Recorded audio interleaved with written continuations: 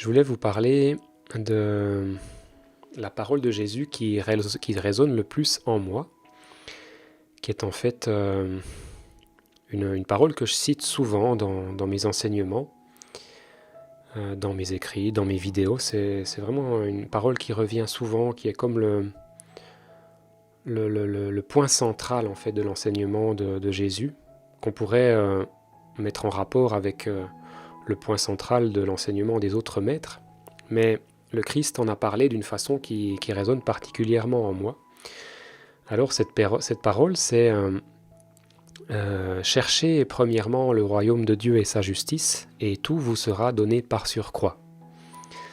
Vous en avez déjà peut-être entendu parler de cette citation, cette parole. Donc je la répète, cherchez premièrement ou d'abord le royaume de Dieu et sa justice, et tout vous sera donné par surcroît. Alors effectivement, pour moi, elle est fondamentale, cette phrase. Et vous pourriez vous dire, là, mais pourquoi il nous parle des évangiles, de Jésus, alors qu'on est censé pratiquer la méditation et avoir des enseignements en rapport à la méditation? Eh bien, en fait, cette parole de Jésus, elle a tout à voir avec la méditation.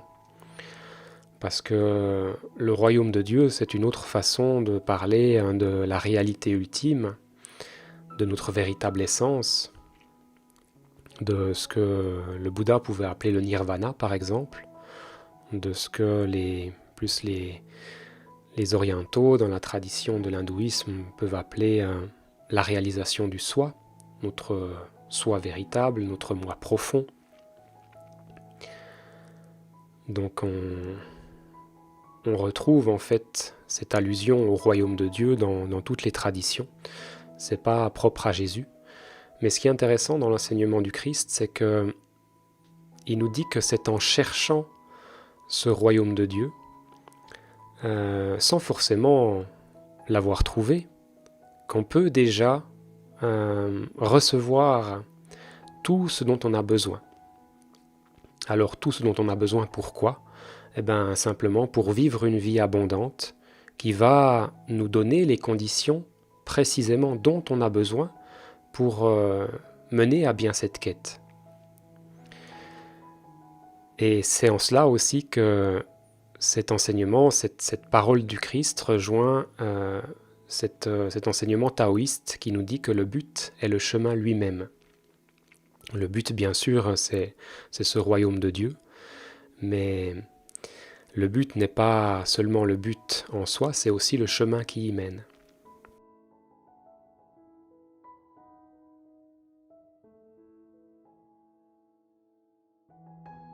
Et dans la méditation, quand on fait l'effort de chercher la présence, comme on l'a fait là dans la dernière phase de l'exercice de pleine conscience, et bien quelque part, on vit concrètement, on intègre cet enseignement, cette parole de Jésus, on cherche le royaume de Dieu.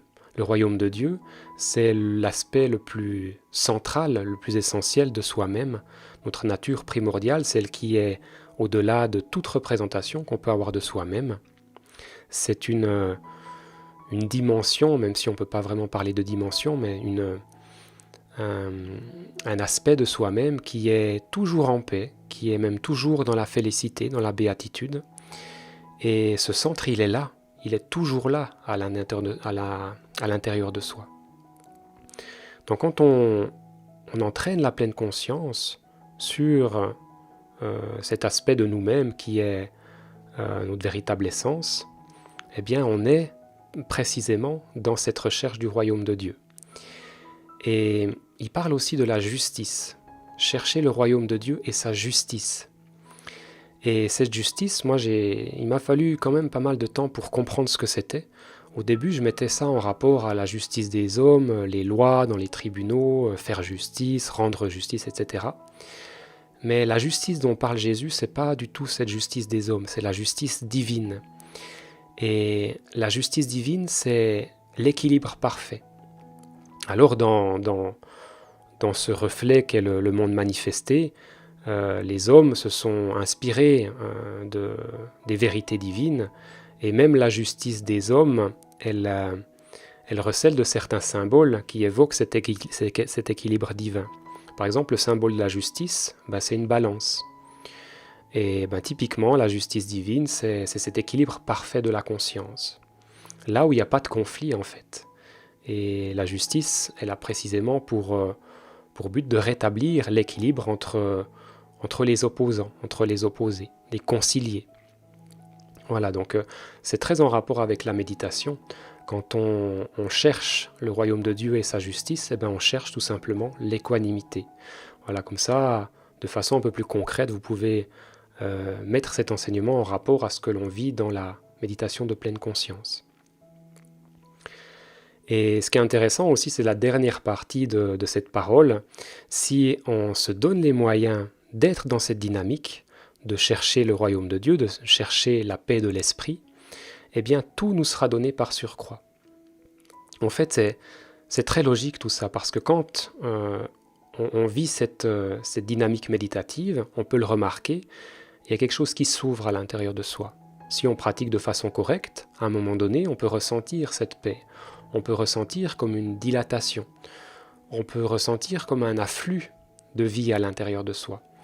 Et ça, pour moi, c'est véritablement ce que Jésus entendait par l'abondance. Quand il nous a dit « Je viens vous offrir une vie plus abondante », c'est pas pour moi une abondance de biens matériels, mais c'est une abondance de vie, sentir la vie, circuler à l'intérieur de soi, sentir cette plénitude. Et voilà, c'est encore une fois, c'est tout à fait concret, ça on peut le ressentir quand on pratique la méditation. Et après, si vous croyez à la loi de résonance, qui est une autre façon de le dire, ça pourrait être la loi de cause à effet, ou la loi d'attraction, si à l'intérieur de moi, je suis dans la plénitude, je suis dans la paix, je suis dans l'abondance, alors il y a plus de chances que les choses que je vais attirer à moi seront des reflets de cette plénitude, de cette abondance. Et donc, que de cette manière, en m'ayant donné les moyens de chercher ce royaume de Dieu, dans ma réalité extérieure vont se manifester, vont être réunies les conditions qui vont d'autant plus m'y aider. Parce que c'est sûr que vivre la pleine conscience, la méditation, ça implique de ne pas être trop angoissé, de ne pas être trop en tension, parce que nos conditions extérieures ne nous permettraient pas finalement de nous adonner à cette introspection méditative. Si on a plein de problèmes auxquels on est confronté, des conflits, et qu'on doit tout le temps se battre pour ménager des conditions extérieures optimales, c'est compliqué. Mais il ne faut pas non plus se tromper de combat, parce que s'il nous dit ça, c'est justement pour qu'on ne cherche pas d'abord à mettre en place à l'extérieur des conditions harmonieuses. Et c'est l'erreur en fait que nous faisons tous, puisqu'on est dans l'ignorance, on vit dans l'illusion de notre véritable nature, de la compréhension profonde des enseignements des grands maîtres. On va chercher les conditions parfaites pour pouvoir vivre la plénitude, le bonheur. Mais en fait, comme l'a dit quelqu'un dans le chat, Sylvie, précisément, le royaume de Dieu, il est en nous. Donc, en fait, potentiellement, on n'a pas besoin d'attendre que les circonstances extérieures soient favorables pour le chercher à l'intérieur de nous. Et voilà, il ne faut pas inverser l'ordre des choses. C'est véritablement le noyau commun de l'enseignement des maîtres, aller à l'intérieur de vous. D'ailleurs, le Bouddha, il le disait lui aussi avec ces mots. Il nous disait « Soyez à vous-même votre propre refuge ».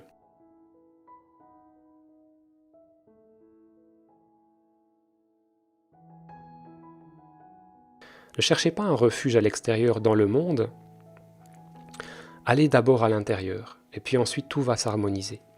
Voilà, c'est aussi d'une autre façon l'enseignement de Ramana Maharshi. Il nous invitait constamment à retourner l'attention sur nous-mêmes. Il nous disait, ne cherchez pas à réformer la société, elle prendra soin d'elle-même, cherchez simplement à vous réformer vous-même.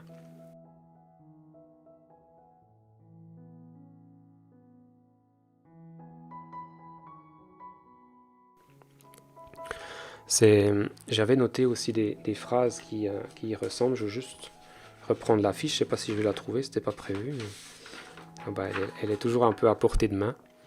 C'est des paroles qui m'inspirent, donc je les ai toujours à portée de main. Je vais vous en lire quelques-unes. Donc ça, c'est Tolstoï. Tout le monde pense à changer le monde, mais personne ne pense à se changer lui-même.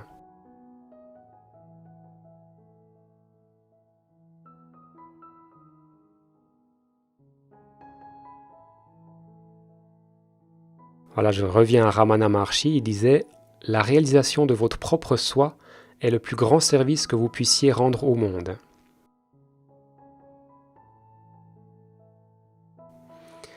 Nisargadatta Maharaj, qui est aussi un maître de sagesse que j'aime beaucoup, aussi dans l'hindouisme, disait « Seuls ceux qui connaissent le soi, qui ont vu au-delà du monde, peuvent améliorer le monde.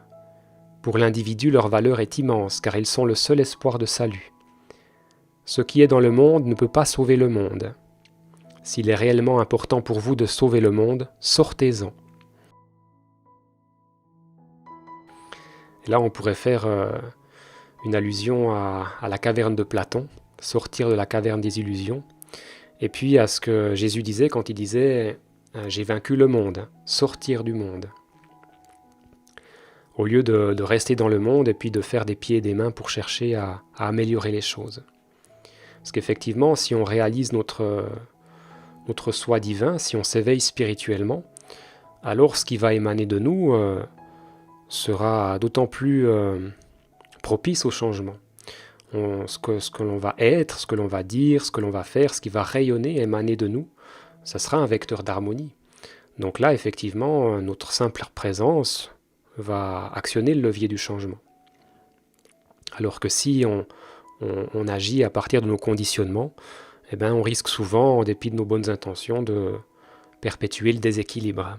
Et c'est peut-être pour ça, si on en est là aujourd'hui, on a un monde qui manifeste énormément de déséquilibre, quand bien même il y a beaucoup d'humanisme, il y a beaucoup de bonnes intentions de part et d'autre, mais c'est comme si, en fait, au travers de ces bonnes intentions, on amplifiait les déséquilibres. Tout ça parce qu'on agit à partir de nos intérêts personnels, de nos croyances, de ce qui est bien, de ce qui est mal, en somme de notre ego, en fait. Donc je continue, je vais juste terminer avec ces citations. Il y en avait une aussi de Jim Morrison que j'aime beaucoup. « Il ne peut y avoir de révolution à grande échelle sans révolution personnelle à une échelle individuelle. » Gandhi, vous la connaissez, celle-là, elle est très connue. « Soyez le changement que vous voulez voir dans le monde. » Et puis, donc la dernière, c'est celle de Ramsirta, qui était un philosophe des Védas, aussi dans l'hindouisme. Il disait « Le monde a besoin de réformateurs, mais de réformateurs qui se réforment eux-mêmes d'abord. » Voilà, donc maintenant, si je vous cite à nouveau Jésus, « Cherchez d'abord le royaume de Dieu et sa justice, et tout vous sera donné par surcroît. » Eh bien, vous voyez que tout s'aligne en fait sur cette démarche. Donc c'est pas pour rien, hein. C'était pour la plupart des sages, et c'est d'eux dont on devrait s'inspirer pour trouver une conduite, en fait, hein, une philosophie de vie, une hygiène de vie, des habitudes, une pratique.